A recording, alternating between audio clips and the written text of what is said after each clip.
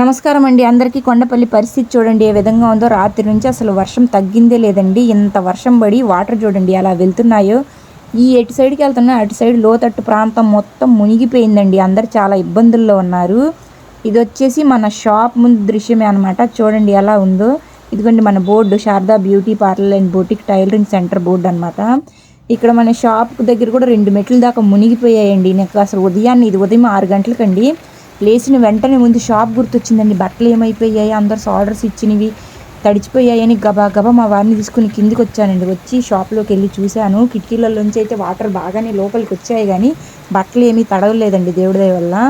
తడిసిపోతే వాళ్ళకి ఎవరైనా ఒక మాట అంటే పడుండాలి కదా అనేసి ముందు అదే భయం అయిందండి నాకు. వెళ్ళాను. ఈ బోర్డు కూడా తెల్లగా వచ్చేసింది చూడండి. థర్మల్ దుమ్మంతా ఈ బోర్డు మీదే ఉంటుంది రోజు. యాక్చువల్లీ ఇక్కడ కొండపల్లిలో థర్మల్ ప్లాంట్ ఉంటుందండి, పవర్ ప్లాంట్. ఫుల్ దుమ్ము వస్తుంటుంది అనమాట.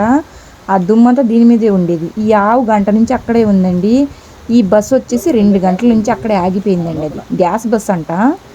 వాటర్ వెళ్ళిపోయి ఆగిపోయింది. అందులో కండక్టర్ గారు అలాగే డ్రైవర్ గారు ఇద్దరే ఉన్నారండి. ఎదురు సందులోంచి వాటర్ ఎంత ఫ్లోటింగ్లో వస్తున్నాయో చూడండి. మొత్తం రోడ్డు కనిపించట్లేదు. ఇంత పరిస్థితి దారుణంగా ఉంది మేడం.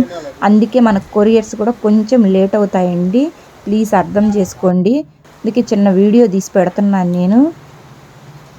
చూడండి వాటర్ ఎలా వెళ్తున్నాయి. అసలు నేను ఎప్పుడు చూడలేదండి కొండపల్లిలో ఇంత వర్షము. బాగా పెద్ద వర్షం పడింది. విజయవాడ పరిస్థితి కూడా అలాగే ఉందంట.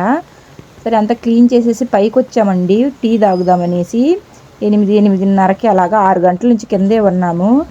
ఈ బస్సు వాళ్ళు పాపం వెళ్ళలేదు. మా వారు రెడ్ టీ షర్ట్ వేసుకున్నారు కదా, ఈయన వాళ్ళకు కూడా టీ ఇచ్చేస్తానని వెళ్ళారండి. నేను వద్దండి ఏమన్నా అనుకుంటారంటే ఏం పర్లేదులే చలిగా ఉంది కదా ఇచ్చేస్తాలే, అంతసేపు నుంచి ఉన్నారని వెళ్ళారు ఇవ్వడానికి. యాక్చువల్లీ మా వారు వచ్చేసి ఇండియన్ ఆర్మీ రిటైర్డ్ అయ్యి ఇండియన్ ఆయిల్లో జాబ్ చేస్తారనమాట. అక్కడ మేము ఆర్మీలో ఉన్నప్పుడు, అక్కడ కలకత్తాలో అటు సైడ్ ఉండేటప్పుడు ఆ పల్లెటూర్లలో అసలు ఫుల్ వర్షము ఫ్లడ్ వస్తుందండి. ప్రతి 6 నెలలకి సంవత్సరానికి 4 సార్లు ఫ్లడ్ వస్తూ ఉంటుందండి. అప్పుడు వీళ్ళు ఏంటంటే రెస్క్యూ టీంలో వెళ్ళేవారండి. వెళ్తే అప్పుడు ఈయనకి తెలుసు ఆ బాధలన్నీ ఏంటని. అక్కడ టీ ఎవరన్నా ఇస్తారేమని ఎదురు చూసేవాళ్ళంట.